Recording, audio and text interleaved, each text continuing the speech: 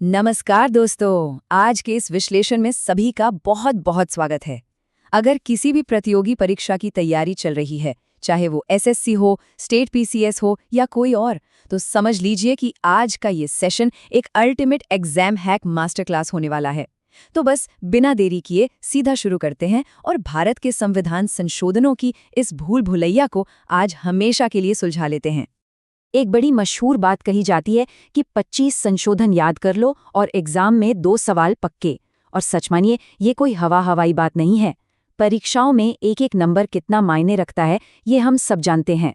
तो सैकड़ों पन्नों में माथापच्ची करने के बजाय इस विश्लेषण में सिर्फ उन 25 सबसे जरूरी संशोधनों का निचोड़ निकाला गया है। यही वो 25 हैं जिनसे लगभग 90% सवाल बनते हैं। है ना एकदम स्मार्ट तैयारी?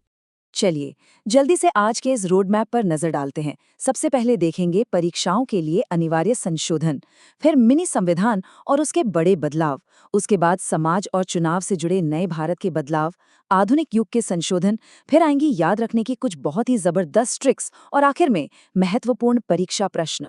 तो शुरू करते हैं सेक्शन 1 से, परीक्षाओं के लिए अनिवार्य संशोधन यानी संविधान के सबसे बुनियादी बदलाव। देखिए, आज़ादी के तुरंत बाद देश को बहुत तेजी से हालात के हिसाब से अपने कानून बदलने पड़े थे। यहाँ तक कि पहला संशोधन तो 1951 में ही हो गया था। इसमें 9वीं अनुसूची जोड़ी गई और जमींदारी प्रथा को खत्म किया गया। फिर आता है 1956 का 7वां संशोधन। इसने भाषा के आधार पर राज्यों का पुनर्गठन किया, जिससे 14 नए राज्य और 6 केंद्र शासित प्रदेश बन गए। उसके बाद 1971 का दौर आया। 24वें, 25वें और 26वें संशोधन के जरिए इंदिरा गांधी सरकार ने संसद के अधिकार बढ़ाए और राजा महाराजाओं के प्रिवी पर्स यानी उनके विशेषाधिकार पूरी तरह खत्म कर दिए। ओफो, और 1975 का 36वां संशोधन मत भूलिएगा। इसी से सिक्किम भारत का 22वां राज्य बना था। एग्जाम के लिए ये एक बहुत ही जरूरी पॉइंट है। आगे बढ़ते हैं सेक्शन 2 की तरफ, मिनी संविधान और बड़े बदलाव। ये 1970 के दशक का सबसे भारी भरकम दौर था। 1976 का 42वां संशोधन सच में एक लैंडमार्क है। इसे अक्सर लघु संविधान या मिनी कॉन्स्टिट्यूशन भी कहा जाता है। क्यों? क्योंकि ये अब तक का सबसे लंबा संशोधन था। इसी ने संविधान की प्रस्तावना में समाजवादी, पंथनिरपेक्ष और अखंडता जैसे शब्द जोड़े।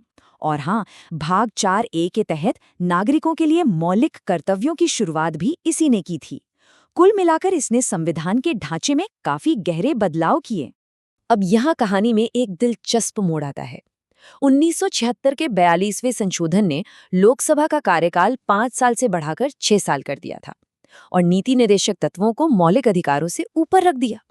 लेकिन ठीक 2 साल बाद 1978 में जनता पार्टी की सरकार आई और उन्होंने 44वां संशोधन पारित किया। एक तरह से इसने 42वें संशोधन के कई फैसलों को पूरी तरह पलट कर रख दिया। कार्यकाल वापस 5 साल हो गया। संपत्ति का अधिकार, जो पहले मौलिक अधिकार था, उसे हटाकर अनुच्छेद 300A के तहत सिर्फ एक कानूनी अधिकार बना दिया गया। साथ ही ये पक्का किया गया कि इमरजेंसी के दौरान भी अनुच्छेद 20 और 21 को निलंबित नहीं किया जा सकेगा। इन दोनों का ये टकराव परीक्षा के नजरिए से बहुत ही खास है। अब आते हैं सेक्शन 3 पर, समाज, चुनाव और नया भारत। ये वो हिस्सा है जिसने हमारी नागरिक ढांचे को सही आकार दिया। 18 ये सिर्फ एक नंबर नहीं है, ये अपने आप में एक बहुत बड़ी क्रांति थी। 1989 के 61वें संशोधन ने वोटिंग की उम्र 21 साल से घटाकर 18 साल कर दी।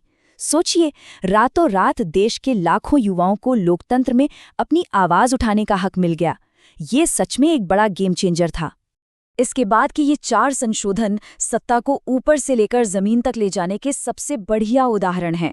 1985 में राजीव गांधी सरकार के वक्त 52वां संशोधन आया, जिसमें 10वीं अनुसूची जुड़ गई और दल बदल विरोधी कानून लागू हुआ। फिर 1991 के 69वें संशोधन ने दिल्ली को राष्ट्रीय राजधानी क्षेत्र यानी एनसीटी का स्पेशल दर्जा दिया। पर जो असल में सबसे क्रांतिकारी बदलाव थे, वो थे 1992 के 73वें और 74वें संशोधन। इन्होंने ताकत को गांव और शहरों तक पहुंचा दिया। 73वें ने 11वीं अनुसूची के जरिए गांव में पंचायती राज बनाया और 74वें ने 12वीं अनुसूची के जरिए शहरों में नगर पालिकाओं को संवैधानिक दर्जा दे दिया। चलिए अब देखते हैं कुछ और अहम बदलाव जिन्होंने रोजगार, शिक्षा और राजनीति को मजबूत किया। 1995 के 77 संशोधन से SC/ST वर्ग के लिए प्रमोशन में आरक्षण पक्का हुआ। पर ध्यान दीजिएगा, यहाँ सबसे बड़ी हाईलाइट है 2002 का 86वां संशोधन। इसने 6 से 14 साल के बच्चों के लिए मुफ्त शिक्षा को अनुच्छेद 21A के तहत एक मौलिक अधिकार बना दिया। इसके अलावा राजनीति में दल बदल को और सख्ती से रोकने के लिए 2003 में 91वां संशोधन लाया गया, जिसने मंत्रियों की गिनती को कुल सदस्यों के 15% तक फिक्स कर दिया। और आखिर में 2011 के 97वें संशोधन ने सहकारी समितियों यानी कोऑपरेटिव सोसाइटीज को भी संवैधानिक सुरक्षा दे दी।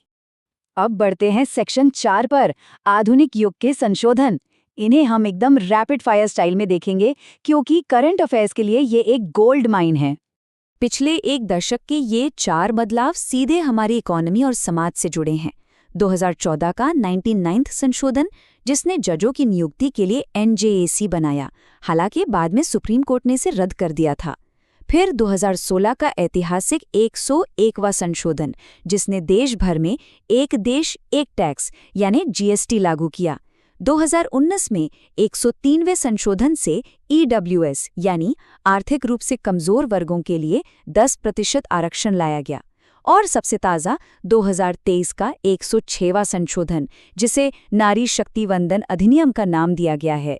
33%, ये आंकड़ा उसी 106वें संशोधन की देन है।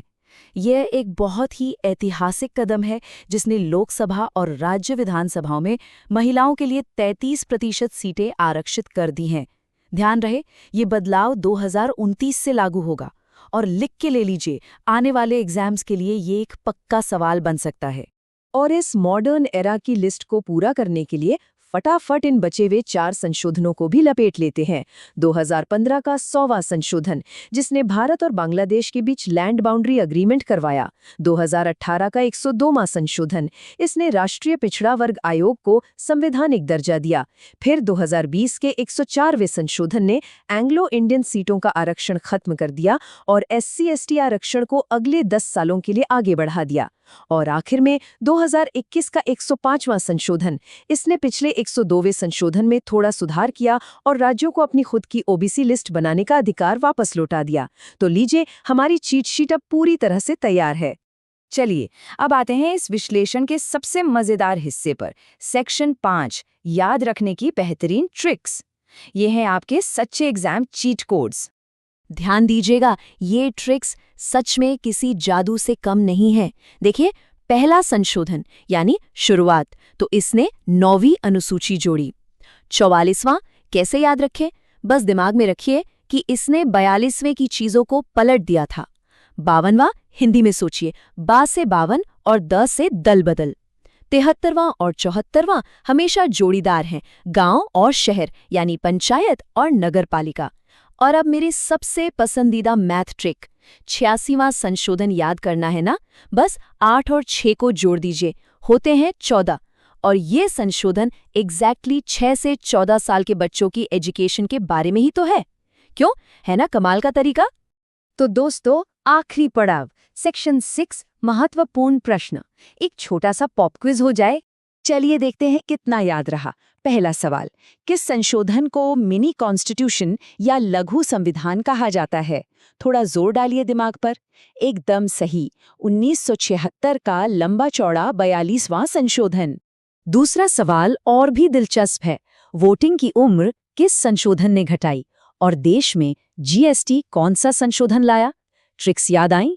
वोटिंग एज 21 से 18 हुई थी 61वें संशोधन में, और GST वो आया था 101वें संशोधन से। अगर ये जवाब तुरंत दिमाग में आ गए तो समझ लीजिए तैयारी एकदम सही ट्रैक पर है। तो सोचिए, इन 25 जरूरी संशोधनों को टिप्स पर याद रखना क्या सिर्फ एग्जाम में मार्क्स दिलाएगा? जी नहीं। जब हम इन बदलावों को समझते हैं तभी तो ये समझ पाते हैं कि इस देश का कानून और सिस्टम दरअसल काम कैसे करता है, और यही समझ आगे चलकर देश की नई नीतियों को आकार देगी। आज के सफर में साथ जुड़ने के लिए बहुत बहुत शुक्रिया। बस इन फैक्ट्स को रिवाइज करते रहिए और कामयाबी पक्की है।